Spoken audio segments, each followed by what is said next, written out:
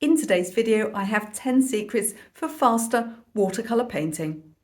Now, being fast at art doesn't necessarily mean being good at art. And if you think about it, if you completely mess up a painting, then that's worst of all, isn't it? Because you might have painted it quite quickly, but really you've still wasted all of that time. Of course, there's a learning process and time is never completely wasted. But in this video, I'm going to give you some tips for efficiency and organization and just make sure that you're making less mistakes and getting better results faster.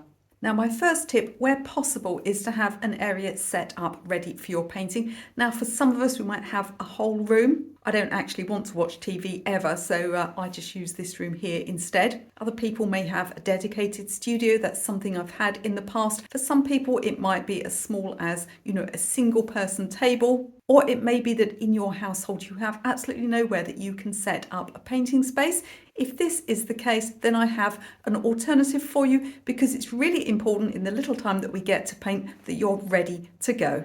So apologies that the camera is so zoomed in. It's actually as far up as I can get it on the current equipment I have. It's just that this is quite a large box. I mean, it's not that big. You can see by the size of my hands on it. This box, and I'll show you the front of it. It's a scruffy old thing, isn't it? I'm actually about to declutter it, but it has served me well for 20 or maybe even 30 years. And this is the box that I kept all of my art equipment in when I didn't have a studio or even a table that I could work at all the time. I just had the kitchen table. It was always covered in ironing or homework or something. And when I got a chance, I could pick up this box. It's also the box that I took to all of my art classes, both the ones that I took when I first started out painting, but also the ones that I taught. And I could basically fit a ton of stuff in here. So it's the sort of box that has these, lift up compartments and sort of comes out like this. Now in the bottom, I used to keep a small tray with my most used colors in. This section here had sort of palettes and things like that. And then in the top, I kept all of my pencils and my brushes. Now, if you're getting a box like this is an art one, but honestly, I could have saved so much money just going to the DIY store because they have this sort of thing, this sort of toolbox,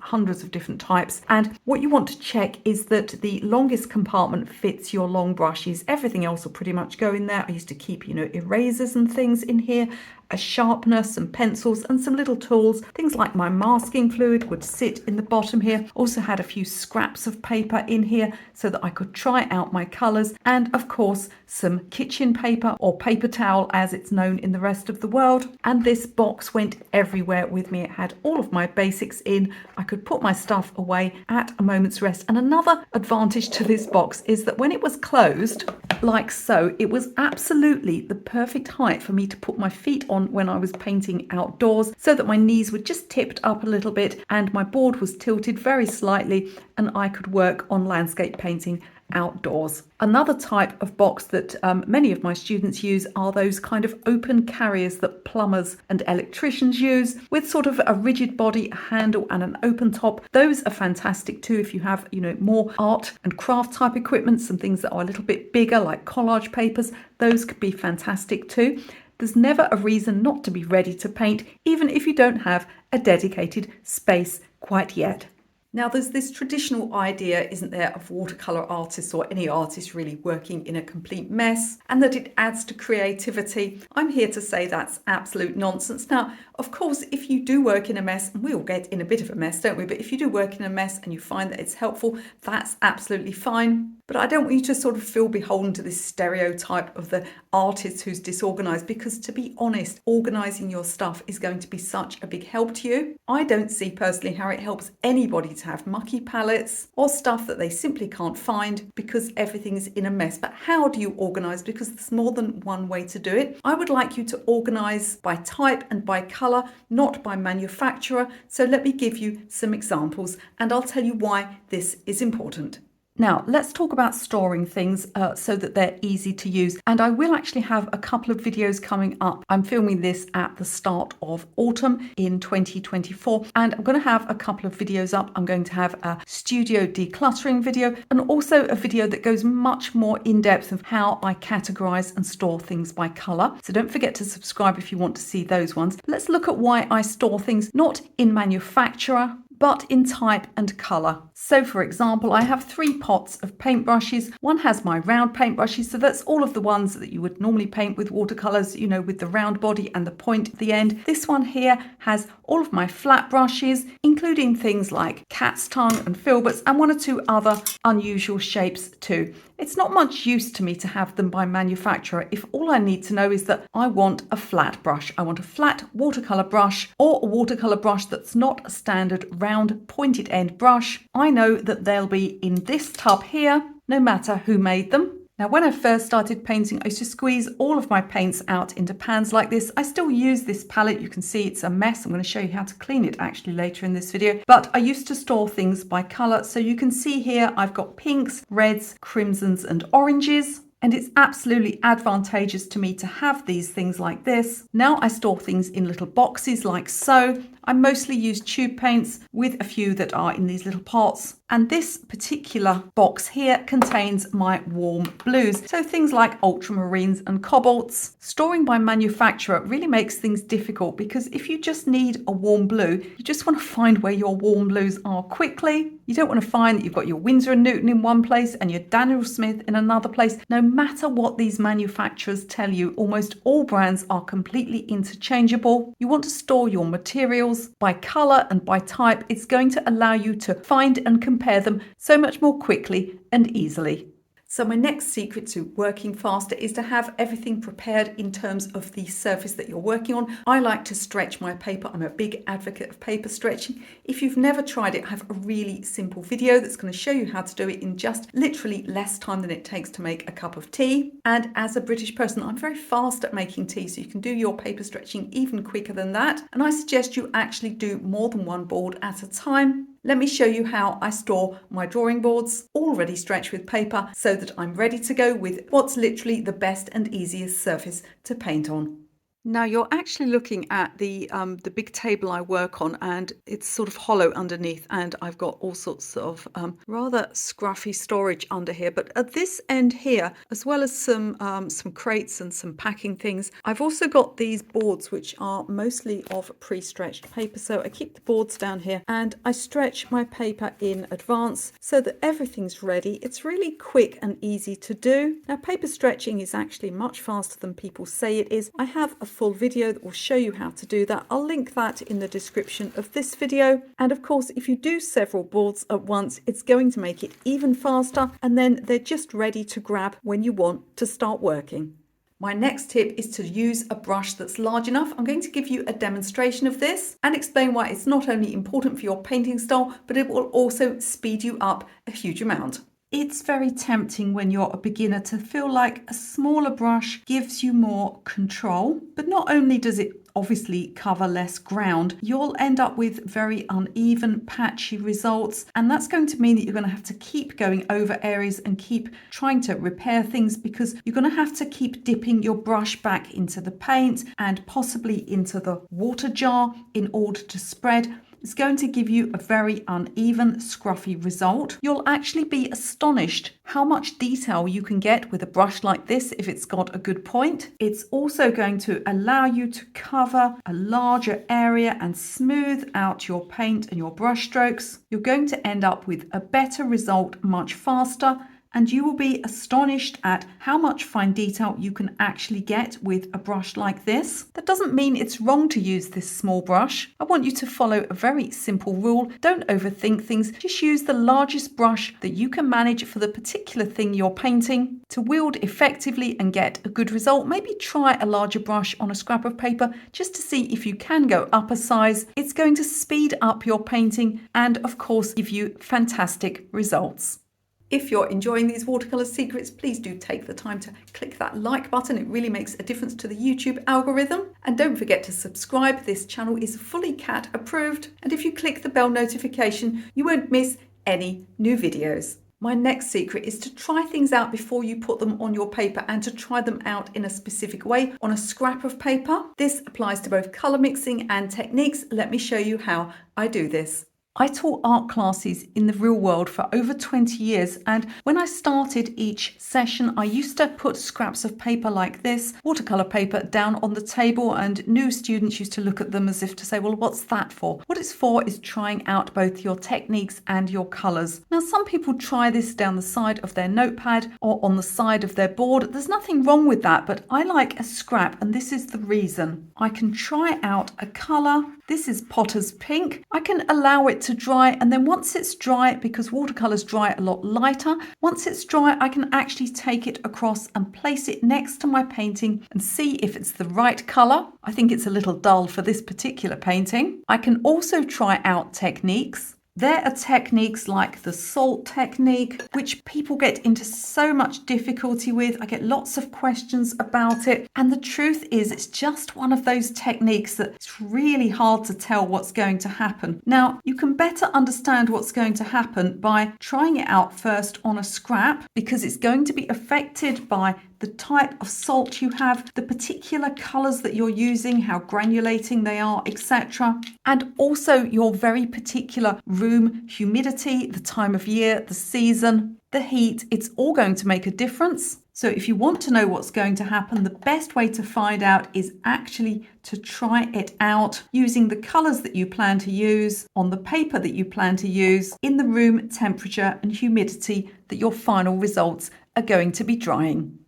My next secret is to take notes as you paint. So if you're using a particular colour mix, I like to write mine on the side of my board because I've got that edge of tape where I've stretched my paper, but you can use a separate notepad or perhaps an area on the side of your sketch pad or on the opposite, the back page of the opposite piece of paper on your sketch pad to make some notes. It's amazing how easy it is to forget which colour you were using or to forget what you were planning to do next or some clever idea you had for your painting. And then you take a break, whether that's an enforced break or whether you just decide to take a break. It's easy when you go back to forget what you were going to do. I'm at the sort of age where I forget what I've gone into the next room for. And sometimes you might not plan to take a break, but something might come up and it could be days or even weeks before you look at that picture again. And you're left trying to guess which colours you used or what your overall plan for the picture was. And if you're saying to me, well, I never take a break, Michele, then I encourage you to take breaks. One thing I've noticed about beginners when they're drawing and painting is they have this kind of idea that a painting is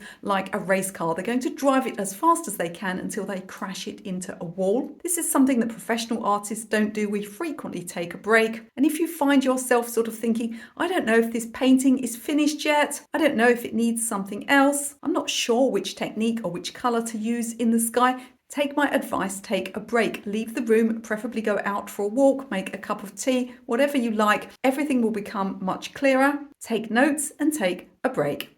My next secret for working faster is to have your colours swatched. Now, swatching colours isn't just something you do when you first get them to see what they're like or in order to understand colour mixing, although all those things are nice. Having colours swatched can actually help you when it comes to planning your paintings, and it's so much quicker to choose a colour if you can see how they actually look on the paper. And believe me, those little stickers they put on the tubes are never going to cut it. You actually need to see what they look like on the paper. Let me show you how it's going to help to speed up your work when you can see what you're doing.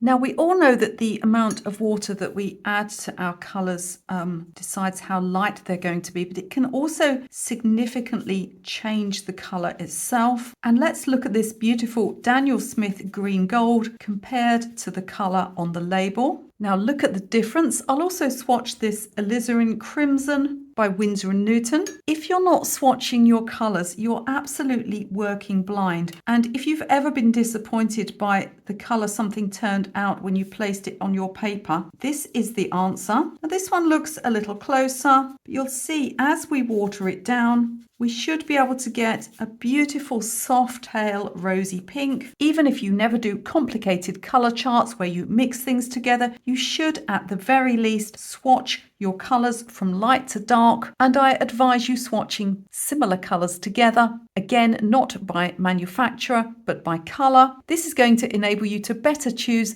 the right hue for your painting. My next secret is to not overwet and not wet your paper too often with clean water. This is something I often see beginners do. They'll automatically wet an area before they work in, and you can work wet into wet without pre-wetting your paper. In fact, your colours will be stronger, and the less wet your paper is, the less time you're waiting around for things to dry so that you can move on. There are very few occasions when you need to pre-wet your paper, sometimes for a sky or when you want a soft edge. I do it with botanicals, but a lot of the time you don't need to pre-wet at all. You do not need to pre-wet for a flat wash, and you do not need to pre-wet when you're working wet into wet. Let me show you a better way.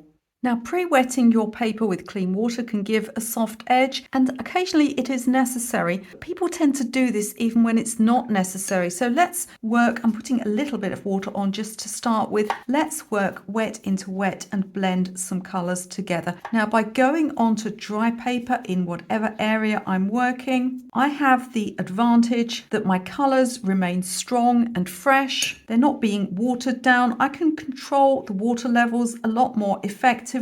Watercolours already dry lighter. It's really not necessary to pre-wet. All you need to do is work methodically over from one side of the picture to the other, keeping the water levels fairly even. If you want an evenly drying result, you may want some back runs happening, but you can see how I'm getting a lovely blended effect here, keeping all those colours fresh, and I haven't needed to pre-wet the paper at all. The same goes for a flat wash. There is absolutely no advantage to pre-wetting your paper. Just start at the top and work your way across. Make sure you have enough paint to cover the area. Use a nice large flat brush. Your colours will remain bright and clear, not watered down or interfered with by the damp underneath layer. You'll also get less paper buckling.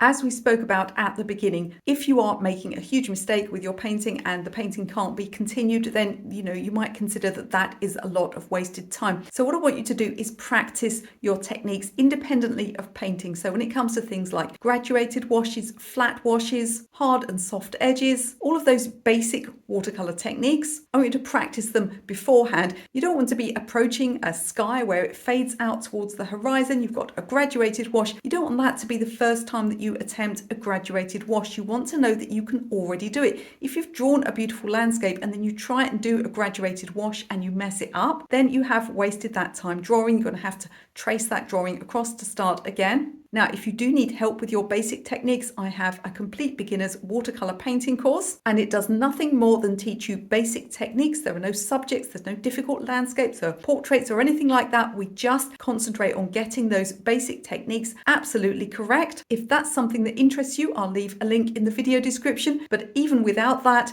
you need to practice your basic techniques so that you have some hope that you're going to get them right. This is going to speed up your painting. It's going to mean less corrections and less occasions when you might ruin your work. My next secret for working more effectively and efficiently is to clean up your work area and your palette each time you finish a painting. It's not always, the right thing to do to clean up between every single painting session. You're probably still using those colours, but I do like to give my palette a good scrub out after I finish each painting. Now, whether you've got wells filled with dry paint, you can still get a toothbrush in there and take that top layer off. If you're just using a well that you've squeezed out fresh paint onto, don't be so obsessed with keeping every tiny bit of paint. Now, I know there are some instructors on YouTube who will actually encourage you to work with a dirty palette, get some interesting colour mixes. Now, unless you're painting sort of quite muted landscapes, I wouldn't really advise this. I don't advise it anyway, but you can get away with it sometimes if you're painting these quite muted, softly coloured landscapes.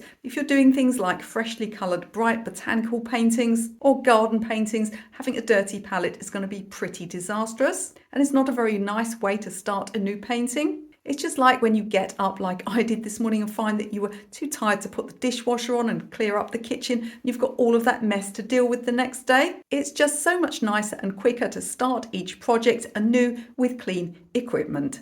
Do let me know in the comments what your own strategies are for working faster and more efficiently. And let me know if you found any of these particular secrets to be useful in your own painting practice. Don't forget to pop into the video description before you leave. There's lots of good stuff down there, lots of free stuff down there for you, some free downloadable PDFs, even some free courses that you can take. You can also find out about my 5-star rated online art courses. And if you enjoyed this video, I think you're going to enjoy this other really popular watercolor techniques video. You can watch that one right now.